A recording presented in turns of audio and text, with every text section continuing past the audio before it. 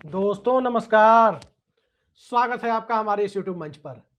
दोस्तों, बिहार में एनडीए के अंदर दिलचस्प खेल चल रहा है और इस खेल को देखते हुए एक बात तो पक्के तौर पर कही जा सकती है कि एक म्यान में दो तलवार नहीं रह सकती। ये कहावत बिहार एनडीए के अंदर बिल्कुल सटीक बैठ रही है। दो बराबर की पार्टियां, लगभग बराबर की पार्टियां, और बराबरी में भी जो छोटा भाई है अंकगणित के हिसाब से वो सत्ता के शीर्ष पर बैठा रहे, ये भला बड़े भाई को कैसे पसंद हो सकता है। बिहार एनडीए के अंदर बिल्कुल यही चल रहा है और बिल्कुल यही इसलिए भी चल रहा है कि जहां एक तरफ भारतीय जनता पार्टी अपनी महत्वाकांक्षा यानी बिहार के मुख्यमंत्री पद के बेहद करीब खुद को पा रही है, वहीं नीतीश कुमार राजनीतिक तौर पर एनडीए के अंदर असुरक्षित होते जा रहे हैं। सवाल यह है कि इस खेल का पटाक्षेप क्या होगा, और जो खेल नीतीश कुमार खेलना चाहते थे उस खेल में तो भारतीय जनता पार्टी ने सबसे पहले अपना खेल शुरू कर दिया। नीतीश कुमार के पूरे प्लान में रंग में भंग लगाने का काम भारतीय जनता पार्टी ने अपनी तरफ से शुरू कर दिया। दरअसल बिहार की जनता ने जो जनादेश दिया और उस जनादेश के मुताबिक बिहार में 243 सीटें हैं और इन 243 सीटों में सत्ता का नेतृत्व कर रही जनता दल यूनाइटेड यानी जेडीयू के पास 85 विधायक हैं, तो भारतीय जनता पार्टी के पास 89 विधायक हैं। कुल जमा 174 विधायक। बचे 69 विधायक उन पार्टियों के हैं जिनकी संख्या 1 से लेकर 25 तक है। यानी इन 69 विधायकों को अपने पाले में लाने, तोड़ फोड़ करने की पहली प्रक्रिया एनडीए के अंदर ही शुरू हो गई है और एनडीए के अंदर इस प्रक्रिया को एनडीए के अंदर संख्या बल के लिहाज से जो बड़ा भाई है भारतीय जनता पार्टी, उसने शुरू कर दी। दरअसल कल उपेंद्र कुशवाहा जिनके 4 विधायक हैं, उन्होंने पटना में लिट्टी और मटन का भोज दिया अपनी पार्टी के लोगों को और पटना के पत्रकारों को। उस भोज की तस्वीरें आप देख सकते हैं। लेकिन 4 विधायकों में एक विधायक उनकी पत्नी है और बाकी जो 3 विधायक हैं, उनकी पत्नी को के अलावा जो 3 विधायक हैं, वो 3 विधायक उस लिट्टी मटन पार्टी में नहीं पहुंचे और ये सारा नजारा पत्रकारों के सामने कैद हो रहा था। वो तीनों विधायक कुछ दिनों पहले ही, बल्कि कल ही या परसों ही, नितिन नवीन जो भाजपा के राष्ट्रीय कार्यकारी अध्यक्ष बने हैं, उनके साथ देखे गए और चर्चाओं के मुताबिक नितिन नवीन के साथ ही ये तीनों विधायक दिल्ली पहुंच गए। जबकि चर्चा पहले से ये चल रही थी कि जनता दल यूनाइटेड के अंदर उपेंद्र कुशवाहा की पार्टी मर्ज कर सकती है और विलय के पहले जो उपेंद्र कुशवाहा चाहते थे कि उनकी अगली पीढ़ी यानी उनके बेटे का पॉलिटिकल करियर में शुरू हो जाए, उसका भी नीतीश कुमार ने ध्यान रखा और उपेंद्र कुशवाहा के बेटे दीपक प्रकाश को बिना विधायक या विधान पार्षद बने सीधे सड़क से उठाकर मंत्री बना दिया। और यह बात उपेंद्र कुशवाहा की पार्टी आरएलएम के भीतर एक नाराजगी के रूप में फैल गई।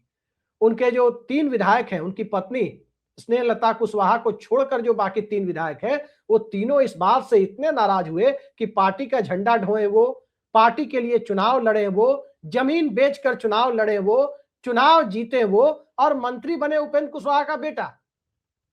ये नाराजगी उपेंद्र कुशवाहा अभी आगे कैश करते, अपनी पार्टी को टूट से बचाने के लिए जनता दल यूनाइटेड में विलय की तरफ लेकर जाते, उसके पहले ही भारतीय जनता पार्टी ने खेल कर दिया। और अब ये करीब करीब तय है कि उपेंद्र कुशवाहा की पार्टी में सिर्फ एक विधायक बचे हैं। औपचारिक ऐलान कब होता है इसका इंतजार कीजिए, लेकिन औपचारिक ऐलान के पहले ही करीब करीब सब कुछ औपचारिक हो गया है कि भारतीय जनता पार्टी ने उपेंद्र कुशवाहा के 3 विधायकों को यानी अपने ही सहयोगी दल को कहीं ना कहीं अपनी पार्टी में मर्ज करा लिया है। यही काम भारतीय जनता पार्टी ने पिछली बिहार विधानसभा में 3 विधायकों वाली मुकेश सहनी की वीआईपी पार्टी के साथ किया था और वीआईपी पार्टी जो तब एनडीए का हिस्सा थी और उसके तीनों विधायकों को बीजेपी ने अपने पाले में मर्ज करा लिया था, अपनी पार्टी में शामिल करा लिया था। मुकेश सहनी नील बटा सन्नाटा हो गए थे तब। क्या यही खेल उपेंद्र कुशवाहा के साथ चल रहा है?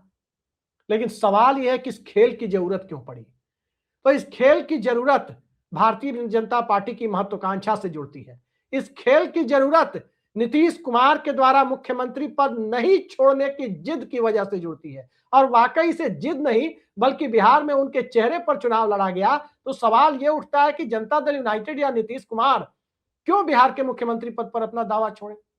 और जब नीतीश कुमार को मुख्यमंत्री नहीं बनाना था, तो 14 नवंबर के जनादेश के बाद ही भारतीय जनता पार्टी सबसे बड़े विधायक दल के नेता के तौर पर अपना दावा पेश कर सकती थी। बिल्कुल वैसे ही जैसे अटल बिहारी वाजपेयी ने 1996 में सबसे बड़े विधायक दल के, सबसे बड़े संसदीय दल के नेता के तौर पर दावा पेश किया था। सरकार भी 13 दिन के लिए बनाई थी, भाजपा भी बना सकती थी। बहुमत साबित हो जाता तो सरकार कंटिन्यू होती, नहीं साबित होता तो सरकार गिर जाती। लेकिन भारतीय जनता पार्टी ने तब सरकार नहीं बनाई, 1 महीना बीतते बीतते नया खेल शुरू कर दिया। और नए खेल में विपक्ष से पहले अपने सहयोगी दलों को ही निगलने की प्रक्रिया को आगे बढ़ा दिया।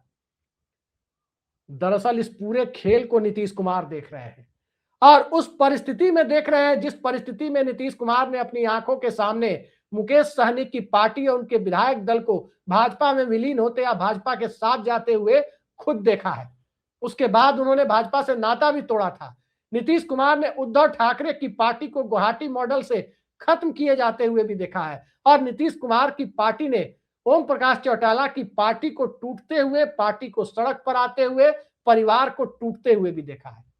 तो क्या इस पूरे खेल को देखकर अब नीतीश कुमार एनडीए के साथ बने रहेंगे?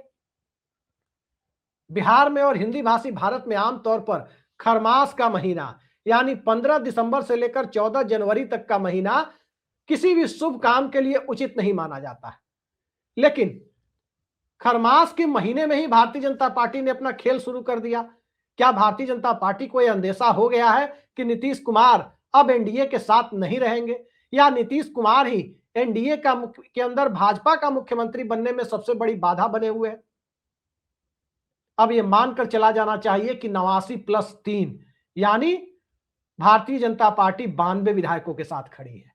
वहीं जनता दल यूनाइटेड 85+1 यानी उपेंद्र कुशवाहा की पत्नी सुषमलता कुशवाहा अभी जेडीयू के साथ ही निश्चित तौर पर मानी जाएंगी, क्योंकि उनके बेटे को भी मंत्री बनाया है नीतीश कुमार ने। तो जेडीयू 86 और भारतीय जनता पार्टी 92, ये नया गणित है। जो 4 विधायकों का अंतर जनादेश के मुताबिक था, वो महीना भर बीतते बीतते अब 6 विधायकों के अंतर में तब्दील होता जा रहा है। और जैसे जैसे इंच दर इंच भारतीय जनता पार्टी आगे बढ़ रही है, जनता दल यूनाइटेड की चिंता भी इंच दर इंच आगे बढ़ती जा रही है कि बिहार में मुख्यमंत्री की कुर्सी कब तक सेफ रहेगी। और अब बिहार के अंदर विधायकों की तोड़फोड़ का, जो 69 विधायक छोटी पार्टियों में है, उनमें 4 विधायकों वाली पार्टी तो बिखरने की करीब पहुंच ही गई, लगभग बिखर ही गई है। बाकी जो 65 विधायक हैं, बाकी 65 विधायकों में किस प्रकार से टूट की प्रक्रिया ना हो, और टूट की प्रक्रिया हो तो वो जनता दल यूनाइटेड के पक्ष में हो, इस खेल में अब जनता दल यूनाइटेड पूरी तरह से लग गई है। और जो कहा जा रहा है कि खरमास खत्म होते होते बिहार में राजनीतिक स्वरूप बदलेगा, क्या वो खरमास के अंदर ही बदल जाएगा? कई सारे खेल बिहार के अंदर चल रहे हैं, और इस खेल में तेजस्वी यादव भी, आज क्रिसमस है, क्रिसमस खत्म होने के बाद पटना पहुंचने वाले हैं। तेजस्वी यादव की पार्टी के विधायकों के अंदर भी सत्ता के साथ जाने को लेकर एक बेचैनी है। वो सत्ता के साथ जाना चाहते हैं, और सत्ता के साथ जाने का मतलब यह है कि वो बीजेपी के साथ नहीं जाना चाहते। वो इस प्रचंड नीतीश कुमार की लहर में भी भारतीय जनता पार्टी के विरोध में एक बड़े अल्पसंख्यक वोटों के सपोर्ट से जीत कर आए हैं, लिहाजा वो भी चाहते हैं कि नीतीश कुमार उनके पाले में आ जाए। बिहार विधानसभा का अभी का जो अंक गणित दिखाई दे रहा है, जब तक लोजपा नहीं टूटती है तब तक का जो अंक गणित दिखाई दे रहा है, वो अंक गणित यही दिखाई दे रहा है कि विपक्ष के पास अभी 41 विधायक है, नीतीश कुमार के पक्ष में अब 85+1 86 विधायक है। जीतन राम मांझी भी नीतीश कुमार के पक्ष में बोल रहे हैं। जब तक उनका विधायक दल नीतीश कुमार के पक्ष में खड़ा है, तब तक नीतीश कुमार के विधायकों की संख्या को 90 पार मानना चाहिए। और लोक जनशक्ति पार्टी यदि टूट गई तो उसे 100 पार माना जा सकता है। लेकिन आज की सच्चाई यही है कि नीतीश कुमार के पास 86 विधायक हैं और विपक्ष के पास 41 विधायक हैं। यानी बिहार विधानसभा के अंदर बहुमत का आंकड़ा जो 243 सदस्यों में 122 का बनता है, उसमें नीतीश कुमार यदि भारतीय जनता पार्टी और एनडीए के मंत्रियों को बर्खास्त भी कर दे, तब भी वो 127 विधायकों के साथ बिल्कुल कंफर्टेबल मेजोरिटी को एंजॉय कर रहे हैं। अब सवाल उठता है कि क्या खरमास के महीने में ही नीतीश कुमार भारतीय जनता पार्टी के मंत्रियों को बर्खास्त करेंगे? ये बड़ा सवाल है, क्योंकि भारतीय जनता पार्टी जिस प्रकार से बिहार में अपने आप को सत्ता के करीब लेती हुई जा रही है, सहयोगी दलों को गठबंधन धर्म का पालन न करते हुए उनके विधायकों पर डोरे डालती रही है, और उसका इतिहास भी वही रहा है। तो उस इतिहास को देखते हुए नीतीश कुमार राजनीतिक तौर पर कम से कम इतने अनाड़ी तो हो नहीं सकते कि नीतीश कुमार सब खेल होते हुए देखते रहे और अंत में उद्धव ठाकरे की तरह फेसबुक पर आकर इस्तीफा देने को मजबूर हो जाए। ये तो हो नहीं सकता। जो महाराष्ट्र में उद्धव ठाकरे ने किया था कि उनकी आंखों के सामने उनके विधायक गुवाहाटी जाते रहे और अंत में उद्धव ठाकरे जब राज्यपाल ने फ्लोर टेस्ट के लिए कहा, तब उद्धव ठाकरे फेसबुक पर आकर इस्तीफा दे दिए। खैर, अब जो परिस्थिति है उस पर राज्यपाल सुप्रीम कोर्ट की संविधान पीठ के फैसले के बाद अब राज्यपाल फ्लोर टेस्ट के लिए कह नहीं सकते। अब जो स्थिति है, नीतीश कुमार खुद चाहे तो फ्लोर टेस्ट रखें या जो पार्टी जिसे भी नीतीश कुमार के बहुमत पर डाउट हो वो पार्टी बिहार विधानसभा के अंदर नीतीश कुमार के खिलाफ अविश्वास प्रस्ताव रख सकती है। ये परिस्थितियां हैं। इन परिस्थितियों में सबसे महत्वपूर्ण भूमिका हो जाती है दो पार्टियों की। एमआईएम 5 विधायक, और सभी जानते हैं कि एमआईएम के विधायक भाजपा के साथ जा नहीं सकते। वो नीतीश कुमार के समर्थन का ऐलान कर चुके हैं, नीतीश कुमार के साथ वो मिल भी चुके हैं। दूसरी पार्टी हो जाती है लोक जनशक्ति पार्टी। लोक जनशक्ति पार्टी के बारे में कहा जा रहा है कि जनता दल यूनाइटेड लोक जनशक्ति पार्टी के विधायक दल पर नजर गड़ाया है। जैसे उपेंद्र कुशवाहा की पार्टी के मर्जर की कोशिशें जनता दल यूनाइटेड की तरफ से हो रही थी, लेकिन उस मर्जर के अभियान को बीजेपी ने पलीता लगा दिया। 3 विधायक को नितिन नवीन अपने साथ लेकर उड़ चले, 4 में से 3 विधायक को। उसी तरह से कहीं लोजपा के अंदर भी खेल ना हो जाए। मैंने आज लोक जनशक्ति पार्टी के अंदर पता करने की कोशिश की तो बताया गया कि लोजपा के जो 19 विधायक जीते हैं, 19 में 9 विधायक ऐसे हैं जो भारतीय जनता पार्टी की सिफारिश पर लोजपा का टिकट पाए। भाजपा के लोगों के कहने पर चिराग पासवान ने उन्हें टिकट दिया था। तो क्या वो 9 विधायक में से भी कुछ विधायक ऐसे होंगे जो सत्ता के साथ जाना पसंद करेंगे? इसी के सहारे 2/3 यानी 13 विधायकों का आंकड़ा लोजपा विधायक दल में जनता दल यूनाइटेड पूरा कर पाएगी। लेकिन यह बात बिल्कुल पक्की है कि जनता दल यूनाइटेड की तरफ से लोक जनशक्ति पार्टी में 2010 और 2020 की भांति टूट कराने के लिए कोशिशें हो रही है। लेकिन क्या उन कोशिशों में पलीता लग जाएगा? बड़ा सवाल है। लेकिन जितना ज्यादा पलीता लगेगा, नीतीश कुमार विपक्षी गठबंधन के उतना करीब आते चले जाएंगे। उपेंद्र कुशवाहा, भला कोई सोच सकता था कि उपेंद्र कुशवाहा को पहले लोकसभा चुनाव में भोजपुरी स्टार, पावर स्टार कहे जाने वाले पवन सिंह को चुनाव लड़ाकर राजपूत वोटों को काटा गया और उपेंद्र कुशवाहा को चुनाव हराया गया। वो उपेंद्र कुशवाहा उसके बावजूद एनडीए में बने रहे और उन उपेंद्र कुशवाहा की पार्टी को ही सबसे पहले तोड़ा जाएगा। ये भला किसने सोचा था? कम से कम बिहार के बाहर के जो हमारे दर्शक हैं, इस बात को लेकर भारतीय जनता पार्टी के रुख को सरप्राइजिंग कह सकते हैं, आश्चर्यजनक घटना कह सकते हैं। लेकिन जो बिहार के हैं उन्हें बखूबी पता है कि पूर्व में मुकेश सहनी की पार्टी जब इस गठबंधन का हिस्सा थी तो उसे तोड़ा गया। सवाल ये उठता है कि छोटी पार्टियों को तोड़ने की ये प्रक्रिया जब बीजेपी ने शुरू की है, तो बीजेपी ने जब सबसे पहले अपने सहयोगी पर हाथ लगाया है, तो क्या नीतीश कुमार विपक्षी दल पर हाथ लगाने का मौका देने वाले हैं? नीतीश कुमार की बार्गेनिंग पावर और नीतीश कुमार की सत्ता बिहार में तभी तक सुरक्षित है जब विपक्ष के 40-42 विधायक पूरी तरह से भाजपा विरोधी खेमे में बने हुए हैं। अगर उनमें टूट हो गई तो तय मानिए कि नीतीश कुमार की सत्ता हफ्ते भर की मेहमान है। और उनको टूट से बचाने के लिए नीतीश कुमार को आज नहीं तो कल बेहद जल्द विपक्षी खेमे के साथ जाना ही पड़ेगा। कोई रास्ता उनके पास बचता हुआ दिखाई नहीं दे रहा है।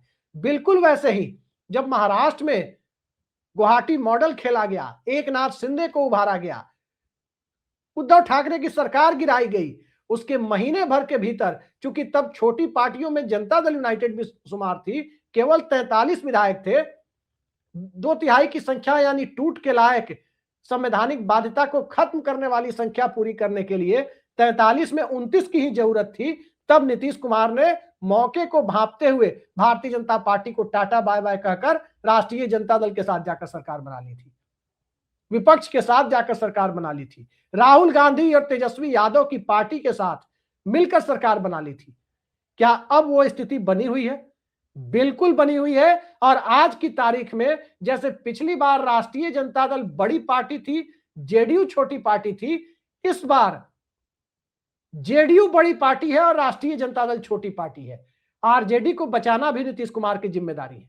आज उनके प्रवक्ता भले ही कहें कि आरजेडी के विधायक टूट कर उनके साथ आने वाले हैं, लेकिन आरजेडी के विधायकों को तोड़कर अपने पाले में जनता दल यूनाइटेड तभी लेकर आएगी जब उसे एहसास हो जाएगा कि हमने नहीं तोड़ा, जेडीयू ने नहीं तोड़ा, तो बीजेपी राजद के विधायकों को तोड़कर ले जाएगी। और वो संभावना फिलहाल असंभव सी दिखाई दे रही। नीतीश कुमार की जो चाहत रही है कि उनकी पार्टी के अलावा गठबंधन के अंदर तमाम सहयोगी दलों की संख्या उनसे कम रहे, तो जनता ने उनकी वो इच्छा भी पूरी कर दी है।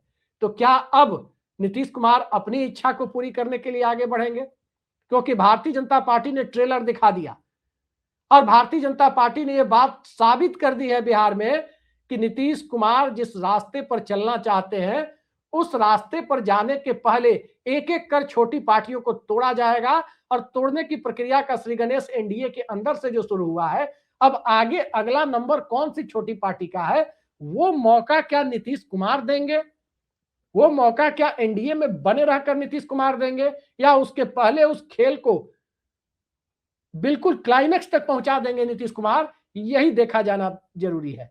अब चूंकि दिल्ली के अंकगणित का भी मामला है, दिल्ली की सत्ता में भी नीतीश कुमार और नायडू की बैसाखियों के बूते भारतीय जनता पार्टी टिकी हुई है। लेकिन जरा सोचिए, जिनकी बैसाखियों के बूते भारतीय जनता पार्टी टिकी हुई है, उसी के खेल को फेल करने के लिए तमाम तरह के हथकंडे अपनाने से बीजेपी की तरफ से गुरेज नहीं किया जा रहा।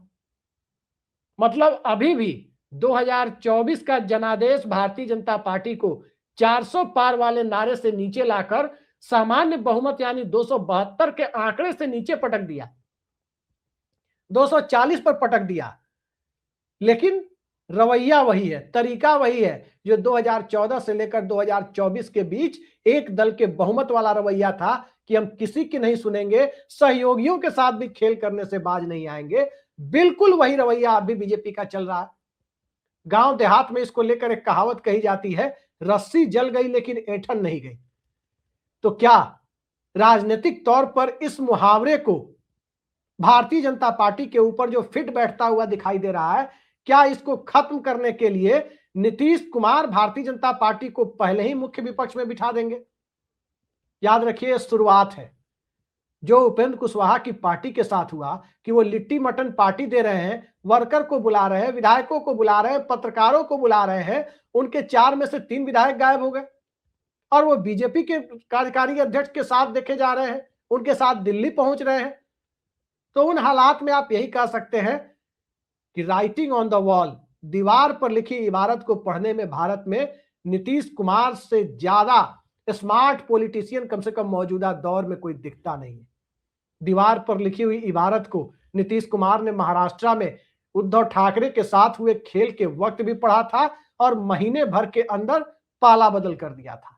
दीवार पर लिखी गई इबारत को कि इंडिया गठबंधन में उन्हें बहुत तवज्जो नहीं मिल रही, नीतीश कुमार ने पढ़ लिया था और जब नरेंद्र मोदी की जरूरत थी, उस वक्त वो कोई खेल नहीं कर सकते थे, उनकी अपनी सत्ता दांव पर थी, उस वक्त नरेंद्र मोदी की उस कमजोरी का फायदा उठाते हुए नीतीश कुमार ने इंडिया गठबंधन को भी टाटा बाय बाय कह दिया था। अब स्थिति यह है कि इंडिया गठबंधन को बिहार में जनता ने कम से कम इस हालत में छोड़ा है कि यदि नीतीश कुमार चाहे तभी वो सत्ता में आ सकते हैं, तभी उन्हें लाल बत्ती मिल सकती है, तभी वो जनता के काम करा सकते हैं।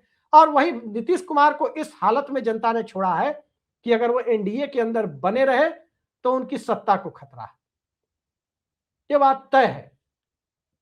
2 लाइन बिहार की राजनीति में बिल्कुल क्लियर दिखाई दे रही है, खासकर उपेंद्र कुशवाहा की पार्टी और उनके विधायकों के साथ हो रहे खेल को देखते हुए। अगर नीतीश कुमार एनडीए के साथ बने रहे तो इस विधानसभा में उनका मुख्यमंत्री पद पर 5 साल पूरा करना असंभव सा काम है। भारतीय जनता पार्टी किसी दिन खेल कर देगी। और अगर नीतीश कुमार विपक्ष के साथ चले गए तो 5 साल उन्हें सत्ता में रहने से कोई रोक नहीं सकता। उन्हें अपनी पार्टी का उत्तराधिकार निशांत के हाथ में देने से भी कोई नहीं रोक सकता। और तय मानिए कि इस विधानसभा के अंदर अपनी सत्ता को सुरक्षित रखने के लिए नीतीश कुमार को फैसला लेना है। क्या वो फैसला खरमास के महीने में ही होगा या वो फैसला खरमास के बाद होगा, अब तो सवाल इस पर आकर टिक गया है, क्योंकि बीजेपी ने अपना खेल दिखाना शुरू कर दिया है। अपने काम में बीजेपी अब आगे बढ़ चली है। नीतीश कुमार दिल्ली आए, प्रधानमंत्री नरेंद्र मोदी से मिले, गृह मंत्री अमित शाह से मिले, जनता दल यूनाइटेड और भाजपा की तरफ से भी एक एक नेता उस मुलाकात में मौजूद थे। लेकिन जिस तरह से नीतीश कुमार की कोठरी नीतीश कुमार को गाइड करने की कोशिश कर रही है, क्या कोठरी के इशारे पर नीतीश कुमार चल रहे हैं? कई सारे सवाल हैं, क्योंकि कोठरी के अंदर भारतीय जनता पार्टी के साथ बने रहने और अपनी सत्ता को उद्धव ठाकरे की तरह गंवा देने जैसी परिस्थितियों को पैदा करने वाले सलाहकार भी उनके साथ मौजूद है। वहीं भारतीय जनता पार्टी के खेल को भांपते हुए समय रहते भारतीय जनता पार्टी को मुख्य प्रतिपक्ष में बिहार में बिठा देने की सलाह देने वाले लोग भी नीतीश कुमार के पास मौजूद है। तब देखते हैं किस सलाह पर नीतीश कुमार चलते हैं। लेकिन अभी जो परिस्थिति है, उन परिस्थितियों में एक बात बिल्कुल साफ है, दिल्ली के 12 सांसद कभी भी कम हो सकते हैं, एनडीए के 12 सांसद कम हो सकते हैं, विपक्ष की संख्या में 12 की बढ़ोतरी हो सकती है और बिहार में मुख्य विपक्षी दल कभी भी बदल सकता है। देखते जाइए इस पूरे खेल को, क्योंकि पटाक्षेप होना तय है। पटाक्षेप किस रूप में होता है, यह देखना बड़ा दिलचस्प होगा। पिक्चर अभी बाकी है दोस्तों। फिलहाल के लिए इतना ही। नमस्कार।